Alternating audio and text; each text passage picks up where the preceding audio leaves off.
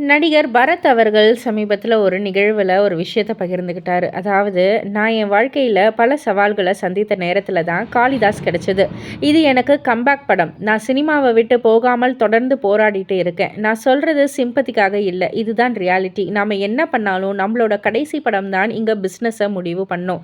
அப்படின்ற மாரி நடிகர் பரத் அவர்கள் சொன்ன ஒரு விஷயம் இப்போ சோஷியல் மீடியால அதிகமா ஷேர் ஆயிட்டு வருது. எல்லோருமே அவங்களுடைய கருத்துக்கள பதிவு பண்ணிக்கிட்டும் வராங்க. ஸோ பரத் மாதிரி ஒரு திறமையான ஒரு நடிகருக்கு வாய்ப்பு கிடைக்காம இருக்கிறது ரொம்பவே ஒரு சேட் ரியாலிட்டியா தான் இருக்கு.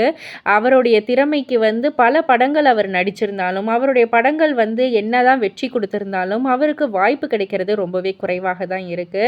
ஸோ இது வந்து பல டைரக்டர்ஸ் கண்ணுல வந்து படணும் அப்படின்ற மாதிரி தாங்க இருக்கு. இத பத்தி நீங்க என்ன நினைக்கிறீங்க? உங்களுடைய கருத்து என்ன? அப்படின்றத கீழ உள்ள கமெண்ட் பாக்ஸ்ல குறிப்பிட்டு சொல்லுங்க. மறக்காம சேனல சப்ஸ்கிரைப் பண்ணி பக்கத்துல உள்ள பெல் ஐகான கிளிக் பண்ணிடுங்க.